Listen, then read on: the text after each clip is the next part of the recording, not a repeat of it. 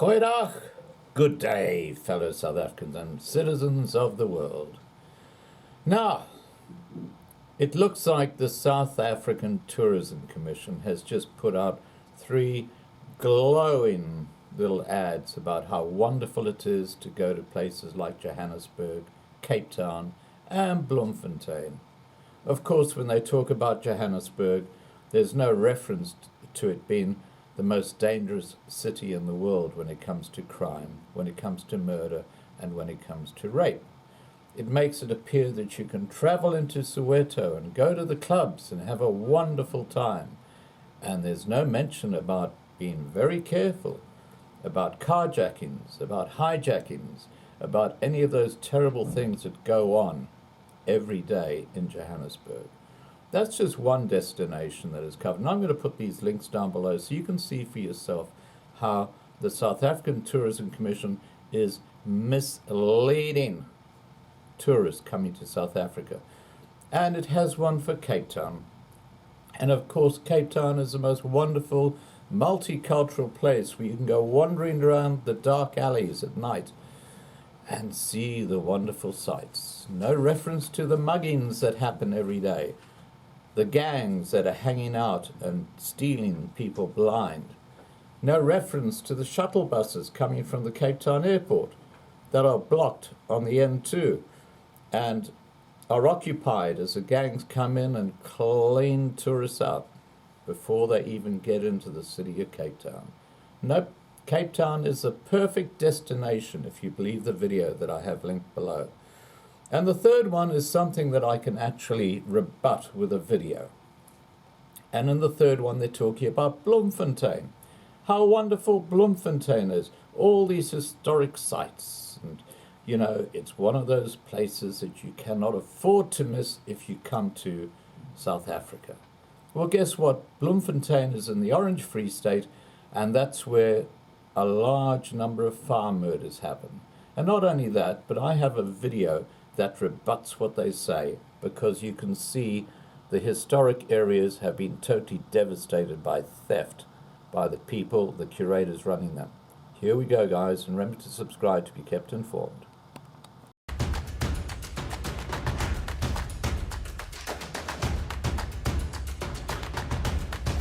Bloemfontein, or Bloem as the locals like to call it, is the traditional capital of South Africa and has a very romantic side. With awesome museums, a casino, amazing architecture, and a city completely encircled by a nature reserve, it's a fantastic South African city experience. Feel close to nature by hiking various trails or experience nature in the fast lane via horse trails, mountain biking, 4x4, and motocross.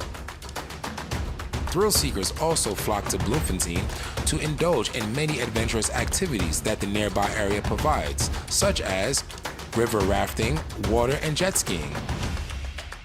When you're in the Free State or on the road from Cape Town to Joburg, you absolutely have to make a stop in Bloemfontein. Here we are in Bloemfontein, and we're at the visitor center because we want to find things. That's what a visitor center is for, I thought. Well, let's have a look at the visitor center in Bloemfontein. The visitor center has this gorgeous little courtyard, and behind these stable doors are the actual visitor center. Let's go and have a look. Here's a coffee shop. Very quaint, I've got to admit, but pretty basic. And then we walk down a corridor, and this is about the only place we've actually discovered in Bloem so far, the visitor center. And they've got a kitchen here, and boy, did they have a party last night. There must be some very, very tired people this morning. And here we have it. The visitor center. And look, it's 9 o'clock in the morning, 9:30 in the morning, and there it is. It's behind a locked door, and whoa, there's no one here, but there's a lunch sign over there. Maybe they're out to lunch. Maybe they started very early, but look, all this information and no one who can help us. So we're going to go exploring Bloem, not knowing what we're doing. Thank you, Visitor Center. This is the historic President Brand Street. I'm standing in the middle of the road. It's in Bloemfontein, and it has the most magnificent old historic buildings, and we're going to be visiting a few of them. There's one of them just across there, but we'll have a closer look now. This is all that remains of the spring or fontaine that Bloemfontein is named after. The actual eye of the spring was totally destroyed by grazing, and there used to be something like 450,000 litres a day. All that's left now is this tiny little channel with this little spring of water coming through. Yes. I've worked here for 12 years. Yeah. The money is still the same. It didn't went up. It just went bad. How much you get paid a week? I don't know. I can't say. But it's not much. Not much, yes. Yeah, and so do you actually look after this place? No, I'm working with the cars, only with the cars. Ah, so you're actually a Yes. car security person. Yes, yes. I see. And yeah, okay. And are there a lot of car security people here? We are only 3. There was another lady, but she died last year in November. Oh, okay. I went together with her to the school. So they haven't replaced her? No, we can't Okay. because we didn't make much here. Yeah, okay. Thank you. We're in the old Presidency building, and you can see the new curator of the Afrikaans Presidency is a Thabo Tlomabelo, and he's on the phone through there. And just like the Paul Kruger Museum, this beautiful old building has absolutely no one keeping an eye on it. We're just wandering through. We haven't seen anyone. This is what's happening in South Africa. They're putting black curators in charge of beautiful old historic artifacts that have no real importance to them because they're about the Afrikaners, and that's reflected in the way that they don't look after them. It's quite tragic actually, but I guess that's the new South Africa. It's quite a stunning building. I mean, look at this floor. Deb was reading up about it earlier on, and oh God, it's so sad.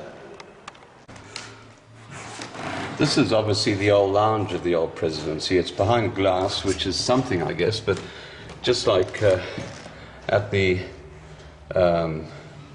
Kuruman mission station, there are the cabinets, and you can see they're totally empty. Whatever was inside of them has probably been stolen and taken, and it's not just that one over there.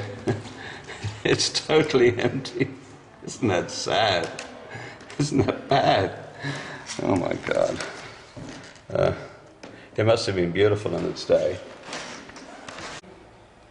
We're still in the old Presidency, and you can see how stunning this place is.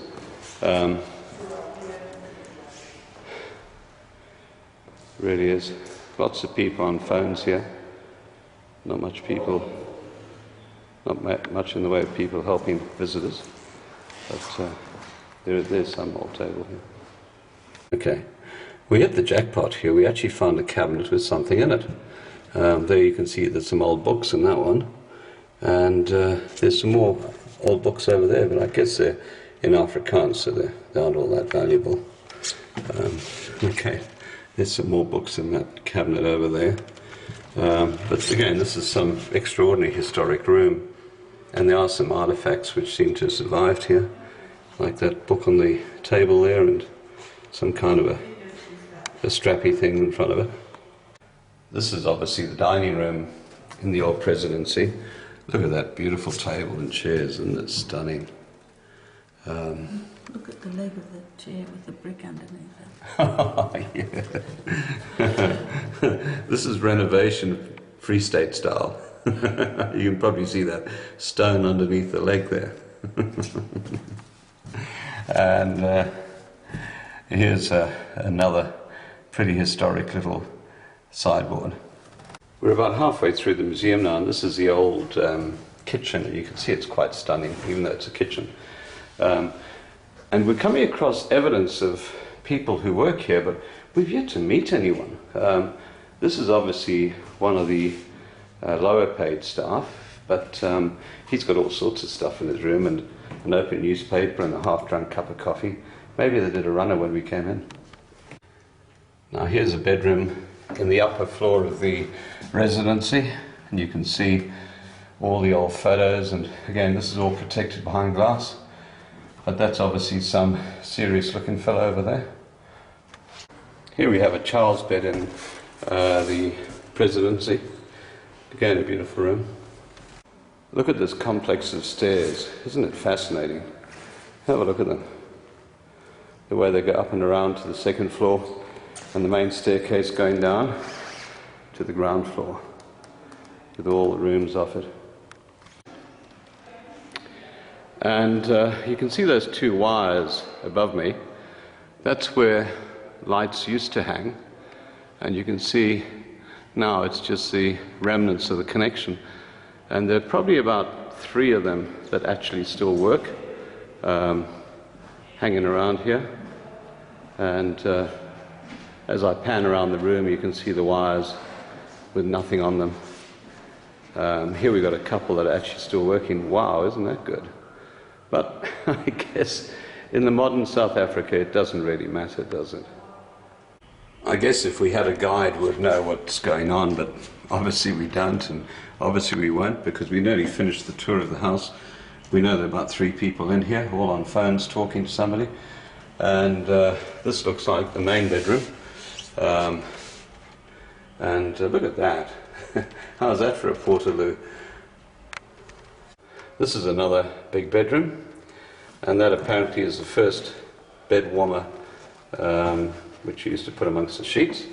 And apparently that's a foot warmer, which I guess you put hot water into and then you put your feet on. Fascinating. And I guess that's how they washed. They had those little basins and bowls and whatever.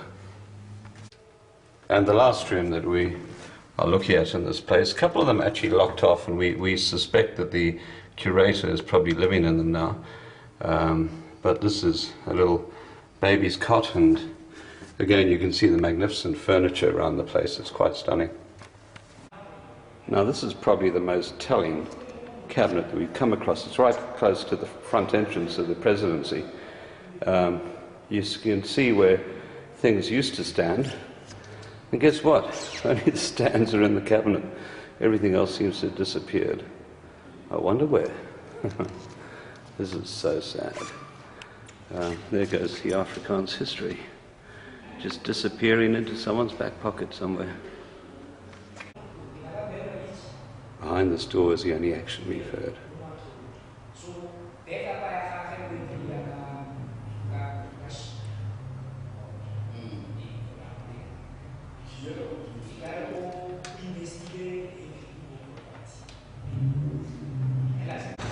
This is the first government building of Bloemfontein, and you can see that's where they actually held their meetings, and that's the entrance hall.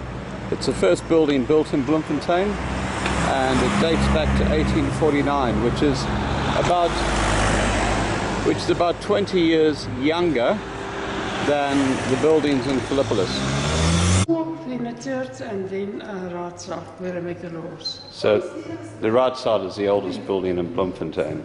That's just a drawing of it. We're actually going to go in there now. This lady here has just been giving us a bit of information. It's the first white curator we've seen in anywhere we've been, which is probably why we've actually got someone to take us around. That's the old Orange Free State flag you can see in the background, which was actually in the South African flag. And there's some of the old crests of the Orange Free State.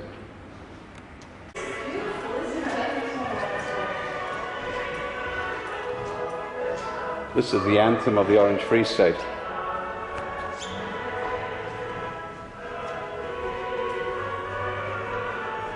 There's some music in there, some words.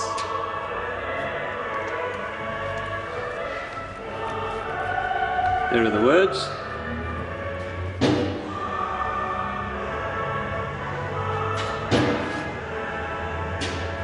This is the oldest building in the Free State. It's the first government of the Boers, and it's where Adam Kok basically lost his sovereign nation south of the Reed River, when Sir Harry Smith decreed that he would have to sell his lands to the Boers, and they probably did it around this table. And I describe the situation in the book Children of the Mist. You can actually see the cow dung floor, which is probably original. This building is in remarkable shape. But there is a white curator, and maybe there's a bit more influence from the Boers in this particular part of the city's history.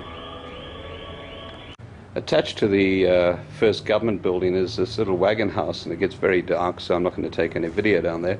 But that is what an original Voortrekker wagon looked like. That image in the foreground. And this little plaque here tells you more about it. It's called a kakebeenwa on account of its resemblance to a jawbone of an ox or a horse. It's used by the Voortrekkers and drawn by 12 to 16 oxen.